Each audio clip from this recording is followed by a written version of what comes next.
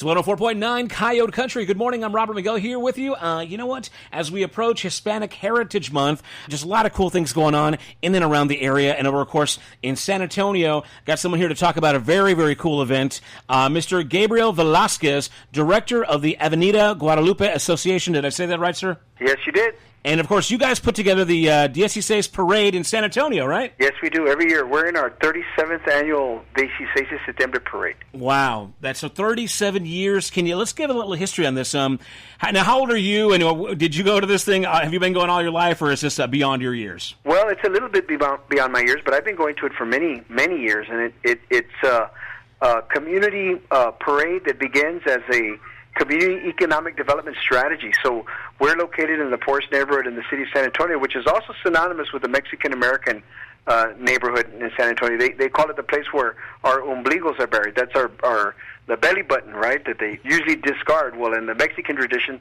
you plant it in the backyard, plant a tree on top of it. So this is an area that's very important to Mexican-American culture and Mexican-American heritage.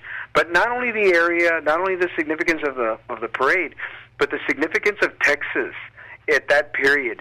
Father Hidalgo, that is the person that took on the challenge to do the Grito and say, march for independence and revolution.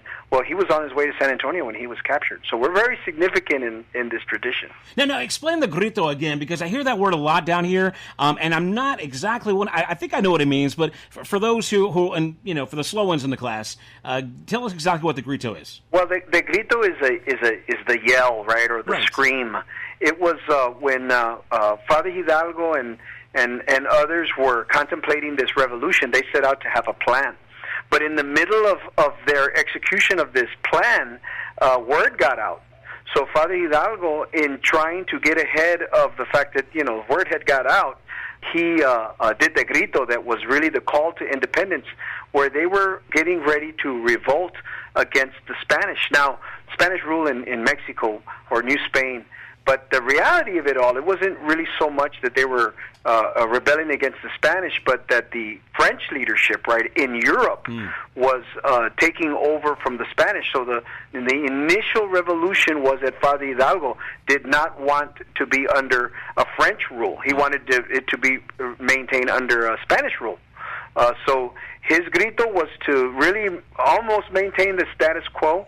But after this capture occurred and after people decided that, no, revolution was necessary, within the next 14 years, Mexico would go through this process of revolution, and by 1824, they would actually have their revolution that was the first Grito I believe it was 1824, by the first president of Mexico that did the symbolic Grito, symbolic of Padre Hidalgo's Grito in 1810 and 11.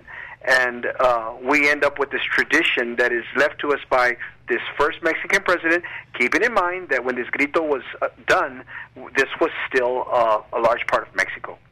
Now, I'm going to put you on the spot here. Can you give me a Grito? Well, a Grito would be Viva Mexico.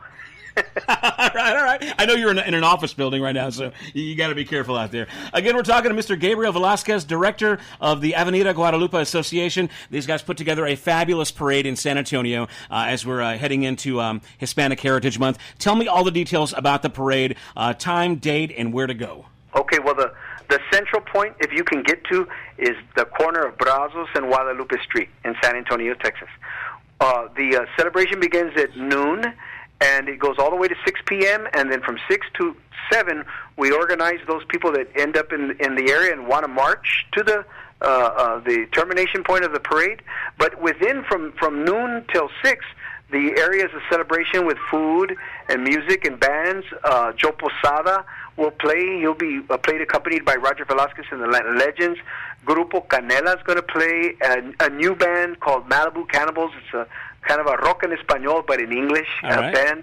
Arma Musical is going to play. There'll be DJ music in between the bands, and of course everybody comes out and waits for the eventual march or parade that leaves the corner of Brazos Guadalupe and marches to the Market Square. That's the historic Market Square downtown, where it's a whole nother celebration. There's a whole nother group of bands. And when we get to the Market Square, we're estimating right around 9 p.m., 8:30 to 9 p.m. We'll be joined by the General Consulate of Mexico, our ambassador, Reina Torres Mendivil, who will be the person that will give the Grito. So it's going to be a great celebration. We're all very excited about it. Oh, it sounds like it's just a fabulous, fun day of culture and heritage. And for those of us coming in from the southwest of you guys, making the trip up from Uvalde County, any tips on as to which route to take, maybe where to park, how to kind of settle in safely? Well, it's really awfully simple. If you're coming in from the east, you would best come down Highway 90, which is I-10, right? Right. If you're coming in from the west, it's still I-10. So all of these highways cross 35, which is Interstate 35, and I would just say come down Highway 90. You're going to go north on 35, and you'll exit the Alamo Street, and you'll turn west. The Brazos and Guadalupe intersection is on the west side of San Antonio, but it's very close to downtown. And parking, you generally just come into the neighborhood and park wherever. I would just be aware that there is a parade, so there are some street closures. Right. But don't let that deter you from coming to the parade. Google your way. Right. You shouldn't have any problem at all. Now, from what I understand, you guys also have kind of another event at the end of Hispanic Heritage Month. Let's talk about that for a moment. All right.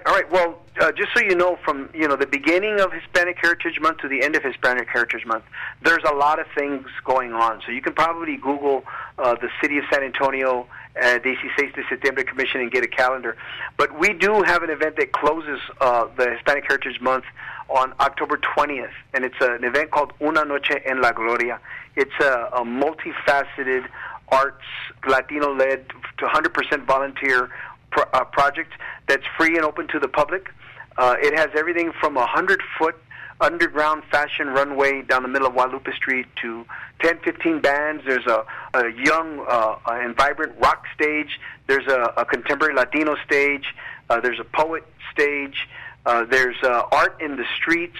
There's live art painting. There's body art, one of the premier body art organizations Beyond the Canvas is with us. There's the celebration of the life and legacy of Teresa Champion, who is our artist of excellence for this event. And it's a way that we've been able to celebrate all those that have really been the creatives in our history. So that's on October the 20th, 2018. It starts at 4 p.m., and it is part of Hispanic Heritage Month. The location, again, to center yourself around, if you can get to the corner of Brazos and Guadalupe, you're there. Well, very good. Again, we've been talking to Mr. Gabriel Velasquez, director of the Avenida Guadalupe Association. Now, sir, tell me about the Avenida Guadalupe Association. What exactly do you guys do again, and can we find you guys online? Yeah. You can find us at www.avenida.org. I mean, if I take you back to the beginning, we're a neighborhood association formed in the late 70s that is one of the premier organizations out of community to form a community development corporation. This CDC was chartered in 1979 in the poorest neighborhood in the city of San Antonio, and has maintained a commitment to development in this neighborhood for this neighborhood. So we've been able to solicit and to direct millions and millions of dollars and make sure that the poorest neighborhood is not left off the chart. That we like to think of ourselves as building capacity, and where there are those organizations that teach a man to fish, that's the kind of organization that we are, and we'd like to move people in the direction of buying the pond, right? So while being in a poor neighborhood is most definitely a process of working with many organizations that care and want to build capacity for people that are trying to build up themselves, we pride ourselves on being one of the organizations that gets involved in the first-time home buyer, economic development, jobs, and things like that. So we've been around a long time, and one of the things that we do take pride in is that we're leaders in the the Hispanic community, so we also mobilize for the Cinco de Mayo, the Diez y Seis de Septiembre, Christmas and Thanksgiving, and other things that are important to our kids and to our neighborhood. Well, thank you so much for bringing attention and hard work to our heritage, and our culture. It's just amazing that we have groups like yourselves that make these things happen. We don't take these things lightly. We certainly don't take them for granted. Again, that's Mr. Gabriel Velasquez with the Avenida Guadalupe Association. Again, the website is avenida.org, and we'll see you guys out there this weekend for all the festivities. Thank you so much, sir. Well, we appreciate it, and Viva Mexico and Viva Uvalde. Real Country with Robert Miguel. Coyote Country. 104.9.